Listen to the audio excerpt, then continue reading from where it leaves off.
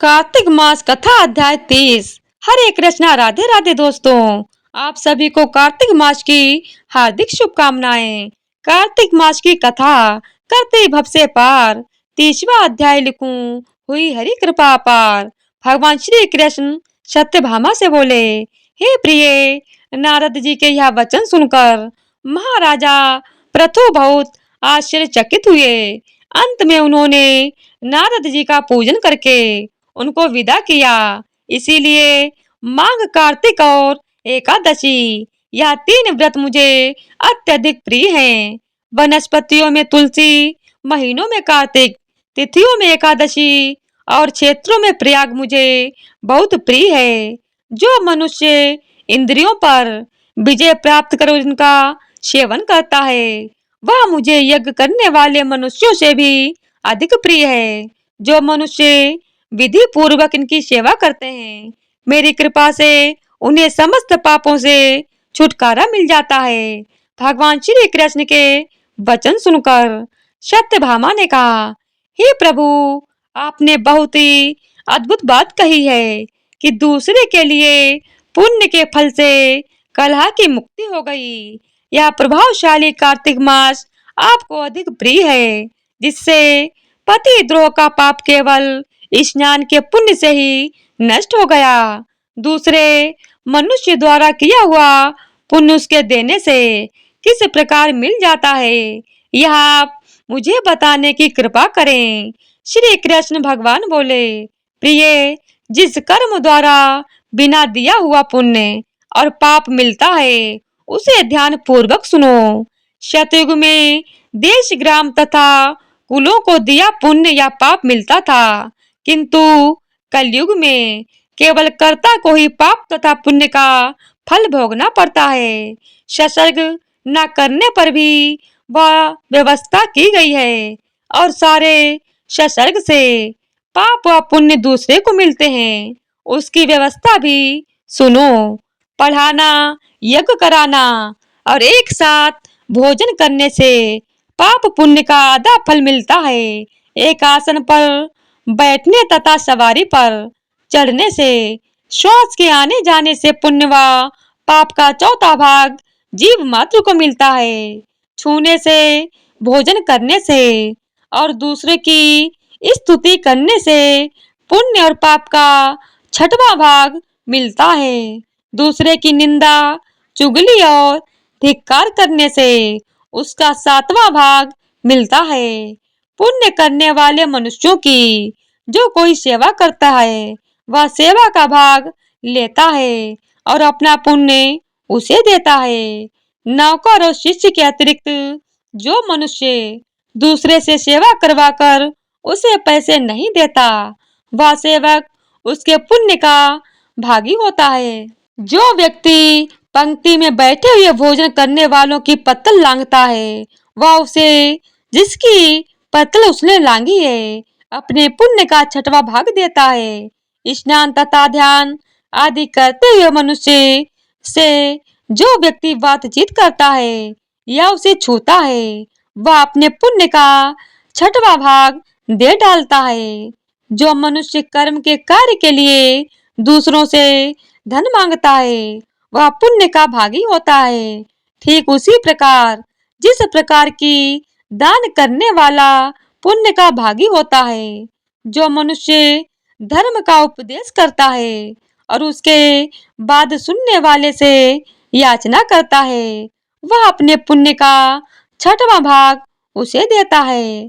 जो मनुष्य दूसरों का धन चुराकर उससे धर्म करता है, वह चोरी का फल भोगता है और शीघ्र ही निर्धन हो जाता है। और जिसका धन चुराता है, वह पुण्य का भागी होता है। बिना ऋण उतारे जो मनुष्य मृत्यु को प्राप्त होता है, उनको ऋण देने वाले सज्जन पुरुष पुण्य के भागी होते हैं। शिक्षा देने वाला, सलाह देने वाला, सामग्री को जुटाने वाला तथा प्रेरणा देने वाला, यह पाप और पुण्य के 6ठे भाग को प्राप्त करते हैं। राजा प्रजा के पाप पुण्य के षष्टांग का भोगी होता है। गुरु शिष्यों का पति पत्नी का, पिता पुत्र का, स्त्री पति के लिए पुण्य का छठा भाग पाती है। पति को प्रसन्न करने वाली आज्ञाकारी स्त्री पति के लिए पुण्य का आधा भाग ले लेती है। जो पुण्यात्मा पराये लोगों को दान करते हैं, वह उनके पुण्य का छठा भाग प्राप्त करते हैं। जीविका देने वाला मनुष्य जीविका ग्रहण करने वाले मनुष्य के पुण्य के छठे भाग को प्राप्त करता है। इस प्रकार दूसरों के लिए पुण्य अथवा पाप बिना दिए भी दूसरे को मिल सकते हैं। किंतु यह नियम जो कि मैंने बतलाए हैं, ये कलयुग में लागू नहीं होते। कलयुग में तो एकमात्र कर्ता को ही अपने पाप व पुण्य भोगने पड़ते हैं। इस संबंध में एक बड़ा पुराना इतिहास है, जो कि पवित्र भी है और बुद्धि प्रदान करने वाला कहा जाता है। उसे ध्यान पूर्वक सुनो। यह इतिहास 31वें अध्याय में बताया जाएगा। तो इसी तरह से कार्तिक मास महात्म्य का 30वां अध्याय पूर्ण हुआ। तो प्रेम से बोलिए जय श्री हरि विष्णु। अब आइए श्रवण करते हैं कार्तिक मास में सुनी जाने वाली इल्ली और घुन की कहानी। एक इल्ली और घुन था। इल्ली बोली, आओ घुन कार्तिक स्नान करें। घुन बोला, तू ही कार्तिक स्नान कर ले, मैं तो नहीं करूंगा। घुन की बात सुनकर इल्ली तो राजा की लड़की के पल्ले से लगकर कार्तिक स्नान कर लेती, लेकिन घुन ने इल्ली के कहने से कार्तिक स्नान नहीं किया। कुछ दिनों बाद दोनों मर गए। बाद में इल्ली ने कार्तिक स्नान के पुण्य के कारण राजा के घर जन्म लिया और घुन राजा के घर मेढ़ा बन गया। राजा ने अपनी बेटी का विवाह कर दिया। बेटी ससुराल जाने लगी तो उसने अपनी पालकी रुकवा दी। तो राजा ने पूछा, क्या हुआ बेटी? तो लड़की बोली, पिताजी मुझे यह मेढ़ा चाहिए। तब राजा बोला, बेटी तूने ये क्या मांगा? मांगना था तो धन दौलत ले, पर तू इसका क्या करेगी? लेकिन लड़की नहीं मानी और बोली, नहीं मुझे तो यही चाहिए।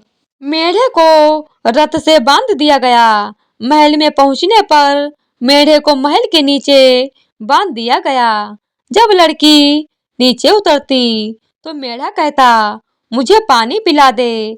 तब लड़की ने कहा, मैंने पहले ही कहा था कार्तिक स्नान कर ले, पर तब तूने कहा था मैं तो बाजरा खाऊंगा और ठंडा ठंडा पानी पीऊंगा। लड़की और मेढ़े को बात करते हुए उसकी देवरानी जेठानी सुन लेती हैं। वह दोनों अपने देवर के पास गईं और बोली कि ये तुम किस जादूगरनी को ब्याह कर लाए हो? यह तो जानवरों से भी बात करती है। अपनी भाभियों की बात सुनकर लड़का बोला कि मैं जब अपने कानों से सुनूंगा और आंखों से देखूंगा तभी मानूंगा। अगले दिन वह सीढ़ी पर छिपकर बैठ गया। उसकी पत्नी आई और मेढ़े ने उससे फिर वही बात कही, जिस पर रानी ने भी वही जवाब दिया। यह सब देख वह राजकुमार तलवार निकालकर सामने आया और बोला कि तुम जानवरों से कैसे बात कर सकती हो? बताओ कि तुम कौन हो? उसकी पत्नी ने उससे बहुत कहा कि औरत का भेद नहीं खोलना चाहिए, लेकिन वह नहीं माना और बोला, मुझे सब जानना है। राजकुमार के जिद के आगे उसकी पत्नी हार गई और उसने पिछले जन्म की सारी बात उसे बता दी कि वह पिछले जन्म में इल्ली थी और यह मेढ़ा घुन था। इससे मैंने कार्तिक नहाने को कहा, लेकिन इसने मना कर दिया, जिसके परिणाम स्वरूप यह इस जन्म में मेढ़ा बन गया और मैं राजा की बेटी के पल्ले से लगकर कार्तिक स्नान कर लेती थी, जिसकी वजह से मैं राजकुमारी के रूप में पैदा हुई हूँ। इसीलिए मैं तो इससे पिछले जन्म की बात कर रही थी। सारी बात सुनकर राजकुमार बोला, क्या कार्तिक स्नान का इतना पुण्य मिलता है? रानी ने कहा कि हाँ, पुण्य तो बहुत मिलता है। अपनी पत्नी की सारी बातें सुनकर राजकुमार ने कहा कि यदि कार्तिक स्नान का इतना पुण्य मिलता है तब तो हम दोनों जोड़े से कार्तिक स्नान करेंगे और दान पुण्य भी करेंगे ताकि आने वाले समय में हम सुख पूर्वक रह सकें। दोनों ने जब जोड़े से स्नान किया तो उनके पास काफी धन हो गया। हे कार्तिक महाराज, जैसे आपने इल्ली को फल दिया वैसा ही सभी को देना। कहानी कहने सुनने वाले, हुंकार भरने वाले सभी पर अपनी कृपा बनाए रखना। तो प्रेम से बोलिए जय श्री हरि विष्णु, जय कार्तिक के ठाकुर दामोदर।